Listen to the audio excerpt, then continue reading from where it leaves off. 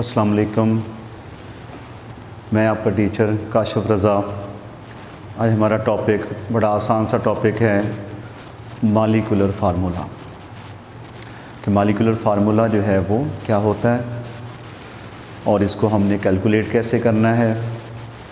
Molecular फार्मूले का empirical फार्मूले से रिलेशनशिप क्या है, और अगर इसमें से आपसे कुछ पूछा जाए एमसीक्यूज़ का तो कैसे एमसीक्यूज़ जो हैं वो बन सकते हैं। इस टॉपिक में हम इन तमाम बातों को जो है वो डिस्कस करेंगे। तो जैसा कि हमने पिछले लेक्चर में पढ़ा था कि एम्पिरिकल फार्मूला ऐसा फार्मूला होता है जो किसी भी कंपाउंड के एलिमेंट्स के दरमियान सिंपलेस्ट रेशो को रिप्रेजेंट करता है।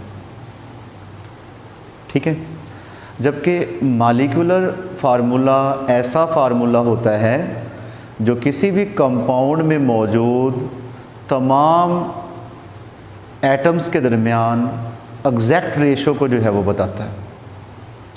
ठीक है, इसकी डेफिनेशन यूँ रहेगी कि a formula which gives total number of atoms of a different elements present in a molecule of a compound.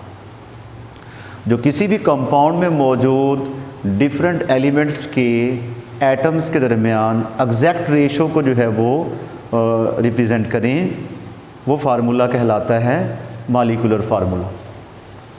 इसकी कुछ एग्जांपल्स हैं, जैसा कि आपके पास बेंजीन है, इसका फार्मूला क्या हो गया C6 और H6। ठीक है, इसके एम्पिरिकल फार्मूले की बात करें जैसा कि हमने पिछले टॉपिक में की थी, वो था CH। यहाँ पे बेंजीन के अंदर 6 कार्बन के एटम्स होते हैं और 6 ही हाइड्रोजन के एटम्स होते हैं। तो ये फार्मूला बेंजीन में मौजूद कार्बन और हाइड्रोजन की एग्जैक्ट तादाद को जो है वो रिप्रेजेंट कर रहा है। तो ये इसका हो गया मॉलिक्यूलर फार्मूला। नाइट्रिक एसिड का फार्मूला हो गया HNO3। अमोनिया जो है इसका फार्मूला हो गया NH3, HNO3 और NH3। तो ये एग्जांपल्स हो गई हैं मॉलिक्यूलर फार्मूला के। क्या हो गया मॉलिक्यूलर फार्मूला? कि ऐसा फार्मूला जो किसी भी कंपाउंड में मौजूद डिफरेंट एलिमेंट्स के एटम्स के दरमियान एग्जैक्ट रेशो को जो है वो रिप्रेजेंट करे, वो मॉलिक्यूलर फार्मूला कहलाता है। अच्छा, कुछ कंपाउंड्स ऐसे होते हैं कि जिनका एम्पिरिकल और मॉलिक्यूलर फार्मूला सेम होता है। जैसा कि आपके पास हो गया मीथेन। मीथेन का अगर एम्पिरिकल फार्मूला जो है वो आपसे पूछा जाए, वो भी क्या होगा CH4 होगा। अगर आपसे मॉलिक्यूलर फार्मूला पूछा जाए तो वो भी क्या होगा CH4 होगा। तो these are some examples molecules having the same empirical and molecular formula. मतलब मीथेन हो गया, उसके बाद वाटर हो गया, कार्बन डाइऑक्साइड, अमोनिया और उसके बाद ही सुक्रोज हो गया। तो इनका मॉलिक्यूलर और एम्पिरिकल फार्मूला जो है वो क्या होता है, सेम होता है। ठीक हो गया। तो अगर आपसे पूछा जाए कि उन मॉलिक्यूल्स की एग्जांपल्स जो है वो आप दें जिनका मॉलिक्यूलर और एम्पिरिकल फार्मूला जो है वो सेम होता है, तो आपने इनमें से कोई एग्जांपल जो है वो पुट कर देनी है। अब मॉलिक्यूलर फार्मूला जो है इसकी अनदर डेफिनेशन भी है कि it is the integral multiple of empirical formula. Integral multiple, n क्या है, n को कैसे कैलकुलेट करना है ये भी हम बात करते हैं। तो मॉलिक्यूलर फार्मूला हो गया integral multiple of empirical formula, ये इसका फार्मूला रहेगा। तो n जो है इसकी वैल्यू कैसे मालूम करते हैं, मॉलिक्यूलर फार्मूला मैस ओवर जो है वो empirical formula mass. Molecular formula mass over empirical formula mass जो है वो पुट करके हम n की वैल्यू निकालेंगे, उसको यहाँ पे पुट करेंगे। एम्पिरिकल फार्मूला जैसे आपने कैलकुलेट करना है उसी तरह हम एग्जांपल्स में करेंगे। तो यहाँ पुट करके उस कंपाउंड का मॉलिक्यूलर फार्मूला जो है वो मालूम किया जा सकता है।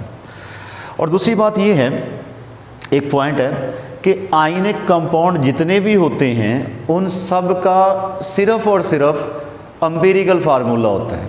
आयनिक कंपाउंड्स का मॉलिक्यूलर फार्मूला नहीं होता। मतलब अगर आप कहा जाए NaCl, तो NaCl is a empirical formula of sodium chloride. It is not a molecular formula. ठीक हो गया। यानी कि याद रखना है आपने कि आयनिक कंपाउंड जितने भी होते हैं उन सब का एम्पिरिकल फार्मूला हुआ करता है, उनका मॉलिक्यूलर फार्मूला नहीं होता। और दूसरी बात ये है कि ऐसे कुछ मसलन आपके पास आ गया इथाइल अल्कोहल, आपके पास है जी C2H5 और OH, ये आपके पास फार्मूला है इथाइल अल्कोहल का, या इसे हम कहेंगे एथानॉल। और एक आपके पास है डाई मिथाइल ईथर, के पास आ गया di methyl ether, di methyl ether. ठीक है, तो इन दोनों को, इसको मैंने कंडेंस करके लिख दिया, इसको अगर कंडेंस करके लिखे तो ये भी ऐसे बनेगा C2, यानी कि 2 इसमें हाइड्रोजन है और इसमें 6 जो हैं वो 2 इसमें कार्बन है, 6 हाइड्रोजन है और 1 ऑक्सीजन है। इसमें देखें 2 आपके पास कार्बन है, 6 आपके पास हाइड्रोजन है और 1 ऑक्सीजन है। अब इन दोनों का एम्पिरिकल फार्मूला जो है, सॉरी मॉलिक्यूलर फार्मूला सेम है, दोनों का मॉलिक्यूलर फार्मूला सेम है लेकिन स्ट्रक्चरल फार्मूला डिफरेंट है। तो ये दोनों एक दूसरे के आइसोमर्स कहलाएंगे, इनको हम क्या कहेंगे, आइसोमर्स। ये पॉइंट भी मैंने लिखा कि molecular compounds having same molecular formula are called isomers of each other, कि 2 डिफरेंट हों आपके पास मॉलिक्यूल्स लेकिन उसमें उन दोनों में नंबर ऑफ एटम्स सेम हों, जैसे उसमें वैसे ही उसमें, सिर्फ अरेंजमेंट का डिफरेंस हो।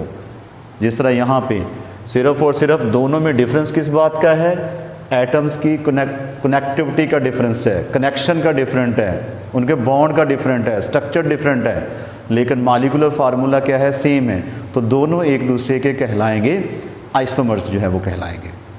ठीक हो गया। ये कुछ पॉइंट्स हैं, आपने इनको नोट कर लेना है। यहाँ पे हमने पढ़ा वो मॉलिक्यूल्स जिनका एम्पिरिकल और मॉलिक्यूलर फार्मूला सेम होता है, उनको हमने डिस्कस किया। अब आगे हम इन दोनों में जो है वो डिफरेंस पढ़ने जा रहे हैं कि दोनों में डिफरेंस क्या है। अच्छा, इसमें हमने देखना है कि एम्पिरिकल फार्मूला और मॉलिक्यूलर फार्मूला में जो है वो फ़र्क क्या है, यानी कि difference between empirical formula and molecular formula. तो इसमें अगर देखा जाए तो सबसे पहला देखें कि जो एम्पिरिकल फार्मूला होता है, it gives the simplest whole number ratio between atoms of different elements present in a compound. अब बात कहाँ पे पहुँच गई है कि हम इन दोनों के दरमियान जो है वो डिफरेंस बताना चाह रहे हैं। कंपटीशन दोनों का क्या है कि जो एम्पिरिकल फार्मूला है इसको अगर देखा जाए तो ये क्या करता है, describes only the simplest whole number ratio, कि ये सिंपल रेशो को जो है वो रिप्रेजेंट करता है।